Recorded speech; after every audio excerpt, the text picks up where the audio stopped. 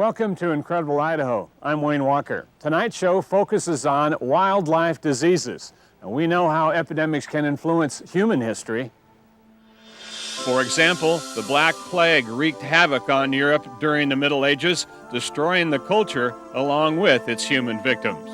And during the years 1918 and 1919, following the end of the First World War, influenza killed several million more people than the war itself.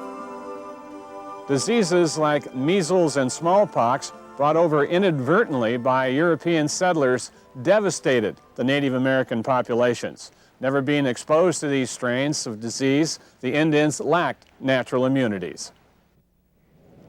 But it wasn't only the indigenous people who were afflicted by new diseases. Domestic livestock introduced to North America by Europeans carried their own burden of contagious bacteria. And we're just beginning to understand how this has affected America's native wildlife. Nothing in their past could have prepared the European settlers for the sight of 60 million buffalo roaming the plains of North America. History tells us that it was these same settlers who indiscriminately hunted the beasts to near extinction. But recent studies show that disease may have also played a role in decimating the herds. Whatever the reason for their demise, today one of the only remaining free-ranging herds has found a home in the isolated beauty of Yellowstone National Park. Little seems to threaten them here. The big lumbering beasts plod along, grazing the native plants, seemingly oblivious to the wondrous geysers and other geothermic marvels of this unique landscape. They've claimed dominance for the most part, ignoring photographers and tourists. In the last several years, bison populations have boomed in the park, threatening to outgrow the limited habitat.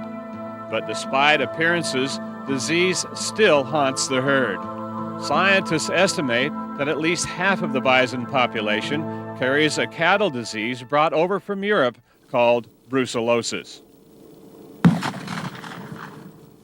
Until recently, bison wandering outside the confines of the park into Idaho or Montana were shot in compliance with state law. The fear was that the big shaggy beast may transmit the disease to domestic livestock, threatening the brucellosis-free status of the beef industry in these states. It is a long, expensive process to earn this status, and the United States Department of Agriculture is understandably concerned about the danger of exposing cattle to the disease. But not all the bison carry brucellosis, and there has been no documented incidence of Yellowstone bison transmitting the disease back to domestic animals. To avoid a potential crisis, the governors of the tri-state area surrounding Yellowstone formed a committee and charged it with the task of coming up with a plan for eradicating the disease. Okay, what we're going to do this morning is mix up the drugs we use for bison immobilization. Drugs we're using are potent narcotics. Wildlife veterinarian Tom Roth is part of a group of scientists who are experts in their fields, representing several state and federal agencies. They've teamed together to try and learn more about how brucellosis affects the Yellowstone bison. This morning, he's carefully injecting the captured darts with a dangerous drug called carfentanil citrate. If a mere drop of this penetrates the skin, it could readily kill a human. So gloves and eye protection are necessary precautions. Because there are no other drugs that are very suitable for knocking down large animals like bison. The other real reason is that it is a drug that can be readily reversed. If you ever get into trouble, you can stop the procedure and you can reverse what you've done. The plan seems relatively simple. Shoot the bison with a dart gun, take samples, and fit a radio on each animal for further study. But factor in snow, travel restrictions in the park, and the belligerent disposition of most of these big, intimidating beasts, and you have the makings for an exhausting day. Why don't you get ropes with lariat? Got lariats, both of them? Both of them. And thermometers, receptor atropine, ketamine backups. I think we're set. 8 female bison were captured and radio collared in the fall of 1995. On this winter excursion, the research team hopes to recapture those 8 for more testing and radio collar 2 additional bison. The telemetry equipment indicates that somewhere in this open field, a buffalo is wearing a radio. This area of Yellowstone is off limits to snow machines, so the advance team struggles through the drifts the same way mountain men did over 150 years ago. The rest of the scientists follow cautiously, quietly awaiting word of a successful capture. Yeah, we're heading, I would say, down Yancey's Hole. Yeah, that's where the two buffalo are. They're together. You got to go past the footbridge. Females are targeted because studies have shown that the disease causes some animals to abort their fetuses. Whether it is domestic cattle, wild elk, or bison, instinct prompts the rest of the herd to clean up the birthing event, thus preventing the scent of blood from attracting predators. But this may also be the means of spreading the disease. Well, they've just shot the animal. Now we're waiting for it to go down. Once it goes down, and they're sure it's going to stay down, not get back up, then we're going to rush in there and make sure we get on her as soon as we can. As the scientists watch, the drugged female begins to stagger. A fellow member of the herd licks the wound in her hip where the dart injected. This raises another potential problem for the researchers. The shaggy beasts are inclined to protect their own. They gather around the faltering animal, reluctant to abandon her. The scientists wave their hats and shout, but it takes the sharp noise of a cracker gun to finally disperse most of the herd. I don't think she got a full dose out of them. She's still not completely down, so wildlife veterinarian Dave Hunter creeps slowly up from behind and injects her by hand with another dose of the drug. Why don't you guys come around behind me? She's got her head turned that way. Even sedated, she's still dangerous. The next step is to restrain hooves and horns. The drugs we use are very, very potent, and bison are very sensitive to these drugs. You'll see a lot of concern on our faces when we're handling these. We make a lot of decisions that when it's time to stop and get them up. Okay, guys. She's a little light, but she's had 2 injections. The team converges on the animal, working quickly to gather samples to take tests. A cloth is tossed over the bison's face to cover her eyes and hopefully help calm her. Oh, don't knock me down, sweetheart. The first critical test is to take a sample to check for brucellosis. Blood is drawn and spun in the field with a homemade battery-operated centrifuge. Ideally, half of the radio-collared animals will test positive for the disease, and the others will be like this female, free of brucellosis. Okay, this is a negative test. Each pregnant animal is being fitted with a device called a vaginal transmitter that is temperature sensitive. When a female gives birth, or in the event of an abortion, the transmitter will be forced out of the birth canal. The change in temperature will cause it to emit a warning signal to alert the researchers. So we can go out there to a birthing event, be able to take our samples, maybe get our hands on the calf and sample it to see if brucellosis is spread through the birthing events as suspected, and to see what kind of levels we get. Okay, guys, we're starting to get the drug really good here, so if you can kind of expedite this, let's get her rolled and get out of her. Scientists have already learned that there are some bison that appear to be genetically resistant to brucellosis. We're taking samples, studying the DNA, looking for that gene to see what the proportion of resistant animals are here in the park. And this is kind of a new technology, and we don't know a lot about it yet, but it's kind of exciting. Come on, we need some gorillas in here. Come on. After a bit of pushing and grunting, the bison is rolled over into a more comfortable position. The rest of the team quickly gathers up their gear while Dave administers a reversal drug to bring the animal out of the sedative. Yeah, she's breathing fine, and she's starting to move this leg, and I can see her heart rate coming up from here. I think she's going to be excelente. The Yellowstone bison have lived with brucellosis for at least 90 years, and yet herd numbers are the highest they've been since mid-century. Is this the same strain as the cattle disease? Can it be transmitted to domestic livestock? Hopefully, the answers to these questions can be found in studying reluctant volunteers like this bison, now trotting anxiously off to the safety of the herd. Look at her go. She's still. Yep. She's looking for the herd. She doesn't want to see any humans again. That's She'll for be sure. harder to dart next She time. will. She'll be a real tough one. Oh well, she's a tough one. Okay, let's go over this way. Hold on. Hey! Get her! I got her. Calm down. Okay. The plains buffalo were probably exposed to domestic livestock and their inherent diseases early in the 19th century. But the bighorn sheep, secluded by the protection of the harsh Rocky Mountains, escaped exposure to foreign bacteria. It wasn't until much later, near the turn of the 20th century, that white settlers began homesteading the more rugged areas of the American West. And along with courage, ambition, and fortitude, they brought in the necessities for survival: their horses, goats, cows, and sheep, unknowingly exposing native wildlife to a host of new bacteria.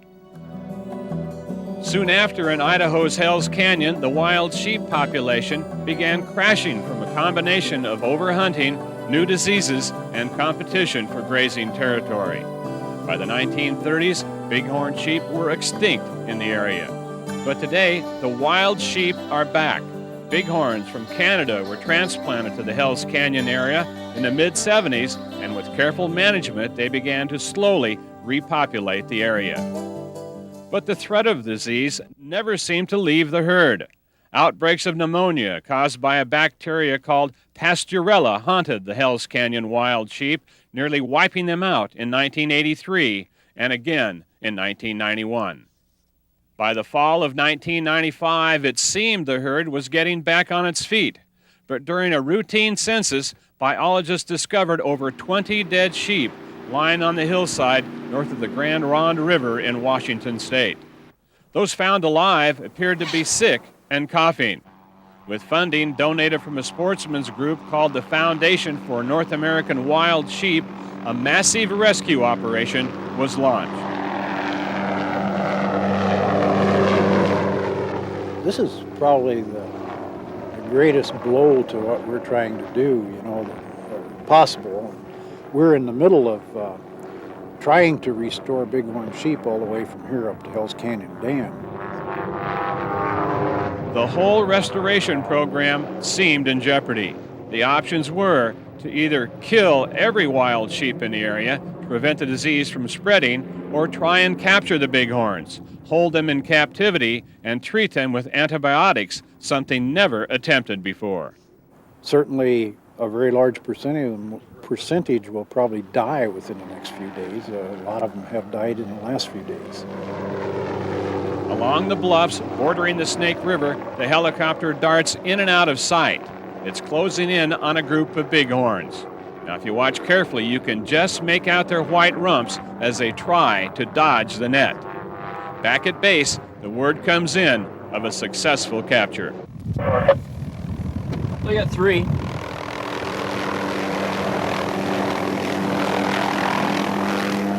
As the captured sheep are being unloaded, the helicopter crew reports seeing several bighorn carcasses strewn along the hillsides. But the good news is they're also seeing live sheep, and before long, they're back in the sky hunting for more animals to capture. If you need a swab from her, she's 107. We're going to put her in the trailer right away. As soon as we do our swab, yeah. 107, we're really starting to get concerned. Antibiotics are administered and blood samples are quickly taken from each sheep. Then individuals are marked with numbered ear tags. As soon as an animal is processed, it's carried over to the trailer.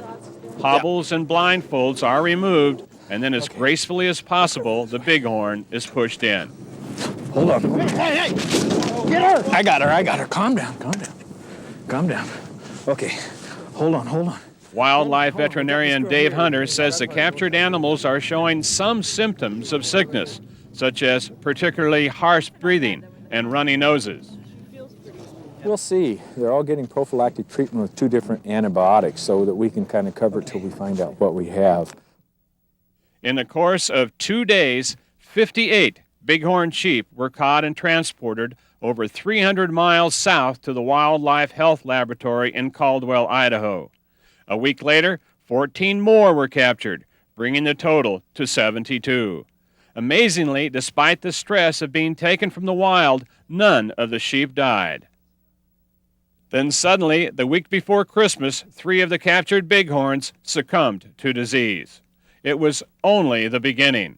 By February 15th, only 12 of the original 72 wild sheep remained alive. Yeah, it's frustrating because if you're acting as healthcare provider, you'd like to think you can keep them alive, but this group was different from the start. Vigilant observation, daily treatments with antibiotics, IV fluids, even the intensive care provided at the Wildlife Health Lab couldn't keep the bighorns from dying. But the effort wasn't in vain. The carcass of each dead animal contains clues that may help find an answer to fighting the disease in the future. When we come back, we'll take you through the basic steps of opening up an animal to perform a necropsy. Now, if you're squeamish, be forewarned. It will be graphic. And that's what we want, to be able to have bighorn sheep so our great-grandkids are out there and say, my mom and dad had something to do with keeping those animals on the hill. Remember dissecting that frog in high school biology? The boys acting ghoulish and the girls squeamish? If you're still the squeamish type, be prepared to look away. But if you were the sort who enjoyed your science classes, you'll find our next segment fascinating. Hey, yeah, that's why God gave you legs. Necropsies and autopsies are a critical element of medical science and one of the first steps in discovering the cure to disease in both animals and humans. We want to look in the animal as a whole after it dies. See if we have any other factors that might have influenced the pneumonia. See if we have anything else going on in any of the other vital organs. Samples taken from earlier carcasses showed that the antibiotics had stopped the spread of the deadly bacteria that was killing the sheep on the mountainside. But in the meantime, other strains of Pasteurella were manifesting themselves in the bodies of the captive bighorns. Each time the veterinarians would treat and control one kind of bacteria, another would appear. And if you would have asked me when we took these animals on December 2nd or 3rd, whatever day it was, if how many of them are survive even during a Pasteurella outbreak, I said we could have saved 50%. And by God, it's depressing that we can't. And we found 5 or 6 major pathogens in these guys. Many of the sheep dying at the health lab are actually succumbing to septicemia, or blood poisoning. This means that bacteria or its toxins have entered the bloodstream. The villain in this case is a form of Pasteurella called Multocida. And we'll find lesions in the liver, maybe kidneys, brain. Once these animals die, we can usually culture Pasteurella out of just about any organ in the body. And that's why it's so devastating, these poor little guys.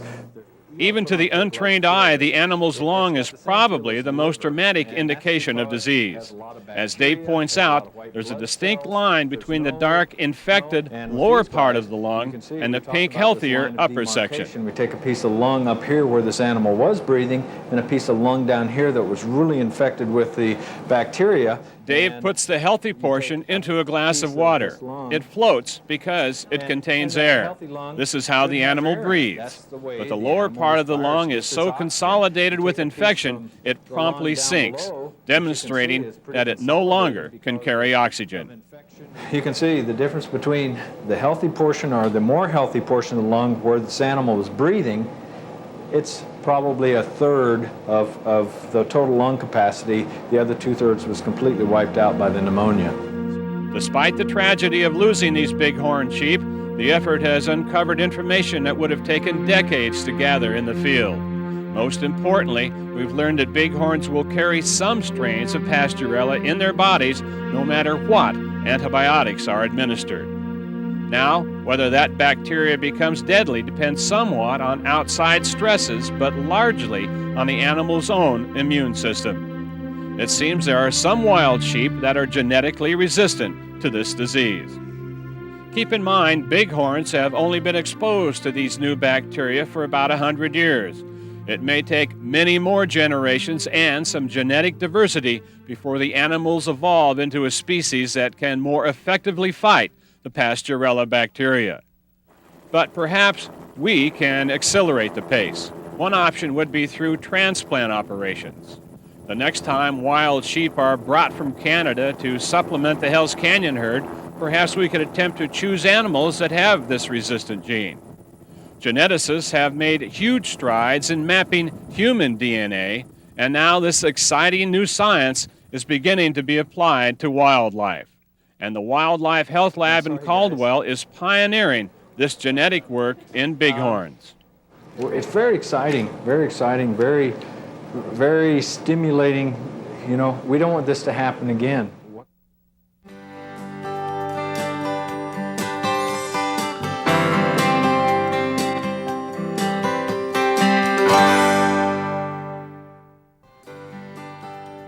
Thanks for being with us. We'll close tonight with the beauty of Yellowstone National Park.